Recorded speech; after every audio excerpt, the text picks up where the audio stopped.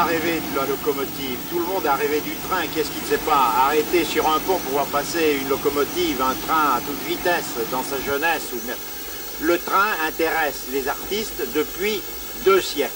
Depuis 1802, où la première locomotive est passée sur des rails avec Trevithick, le premier qui en Angleterre a fait circuler une locomotive, jusqu'à nos jours au TGV. Alors c'est la Luciole, c'est la Budicom, c'est la Pacific d'Onegger, toutes ces locomotives, cette féerie du rail a intéressé les peintres. Non seulement les grands artistes comme Turner, comme Daumier, comme Claude Monet, mais des artistes et peintres du rail qui ont peint le chemin de fer technique, car une locomotive, cette puissance qui se dégage de la locomotive à vapeur avec la vapeur et le métal puissant qui chauffe, c'est diabolique.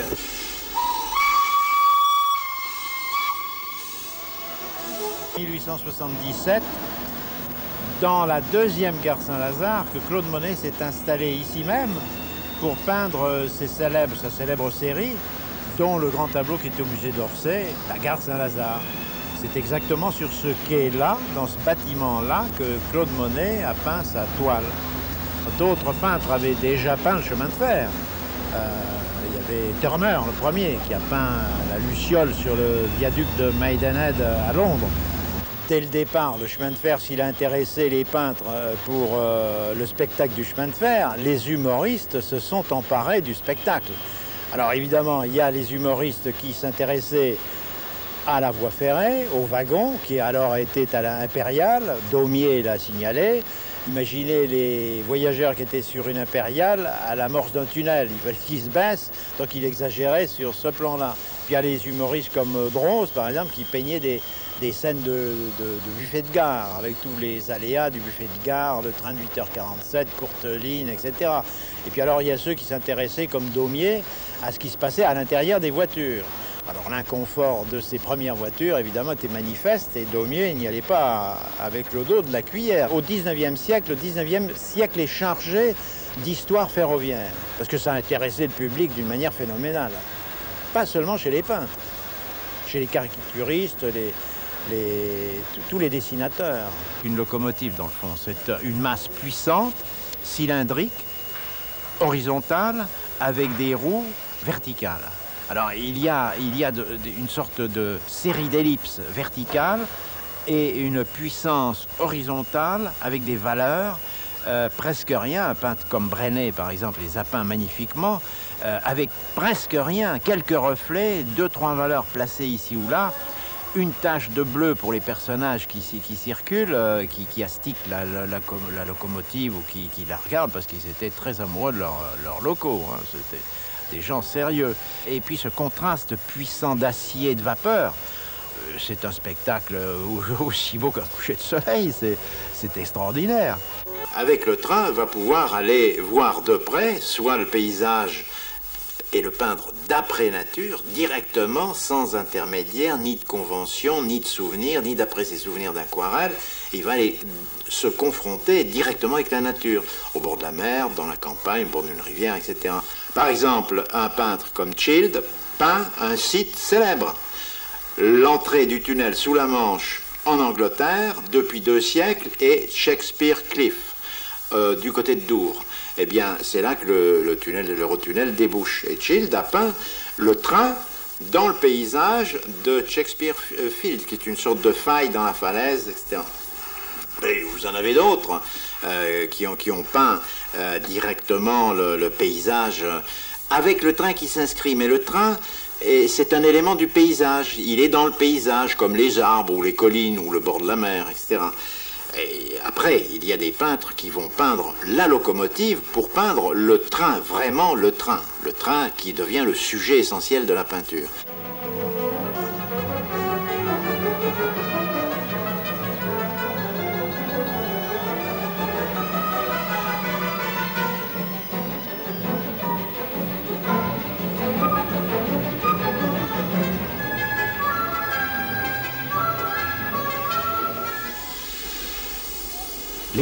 Les gares, parce que les gares, c'est l'évasion, c'est le rail qui fuit, au coup de sifflet, c'est le rail qui brille et qui fuit vers l'infini, l'horizon.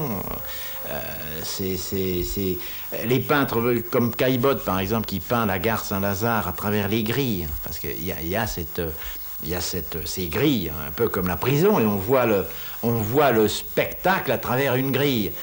Ah, c'est tentant, c'est extraordinaire de voir le train qui s'évade sous vos pieds, qui passe et puis qui va vers l'infini, vers les vacances, vers ailleurs. Parce que pour les peintres, aller voir ailleurs, c'est extraordinaire. La découverte de la lumière et du soleil, c'est l'impressionnisme et c'est ce qu'a amené en grande partie le train. Le train, 1802, la lithographie à peu près à la même époque. Et va apparaître l'affiche. Alors l'affiche de tourisme, d'abord l'affiche pour les compagnies de chemin de fer, très ornée, où on ne voit presque pas le train. On voit le rêve que permet le train, c'est-à-dire le paysage, la ville d'eau, de Cure, la Riviera, etc., qu'on va montrer dans toute sa splendeur pour inciter les gens à y aller. Alors l'affiche ferroviaire, elle va faire appel à des jeunes femmes très charnues pour les bains de mer, etc. Puis petit à petit, après la guerre de 14, quand la femme s'émancipe, alors on va avoir la sportive qui va apparaître. C'est plus une femme pour voir ses charmes féminins, c'est une femme sportive. Alors c'est la golfeuse, c'est la nageuse, etc. Donc elle change de caractère. Avant-guerre, alors l'affiche devient... avec Cassandre, elle atteint les sommets, parce que là, il va faire des synthèses à l'issue du cubisme. L'influence du cubisme va se manifester, mais dans des synthèses puissantes, ferrées, où on voit le monstre ferré, le locomotive, la vitesse, elle est vraiment entrée dans les mœurs. Jusqu'à Napoléon, jusqu'à la locomotive, la vitesse, c'est 6 km à l'heure, c'est celle des légions romaines, mais c'est celle des diligences, en moyenne. Avec la locomotive, la vitesse va entrer dans la vie courante, de plus en plus. C'est-à-dire que de 41 km à l'heure, la vitesse extraordinaire, fabuleuse, effrayante du Paris Saint-Germain en 1837, ça va venir à 130 à l'heure avec la Chapelon, c'est-à-dire la Compound 241 d'après la guerre. La vitesse est synonyme d'aérodynamisme. L'aérodynamisme, quand il sera dégagé de la vapeur, c'est-à-dire avec l'électricité, avec le diesel d'abord, avec l'électricité, on va arriver aux formes épurées du TGV, et du TGV Atlantique ou Sud-Est, ou de l'Eurotunnel. La chimie des couleurs va se développer et le goût pour la couleur va s'instaurer dans le public. Et maintenant, il n'y a pas un train qui n'est pas en couleur.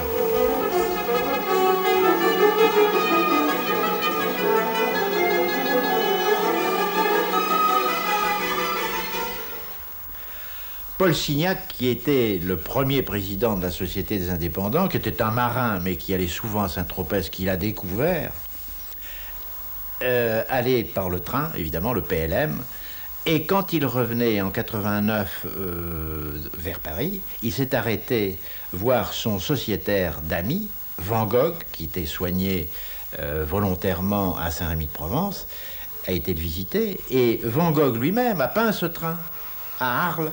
Tout naturellement, les indépendants ont souvent, par leurs sociétaires, célébré le train dans l'étoile, avec les futuristes.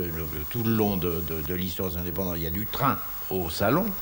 Et cette année, nous avons profité de l'événement de l'ouverture de l'Eurotunnel, qui enfin réunit le continent à l'Angleterre, après 2 siècles de tentatives infructueuses. C'est enfin fait. Nous célébrons cet événement, nous célébrons en quelque sorte la fête du rail, la fête du chemin de fer, la féerie ferroviaire.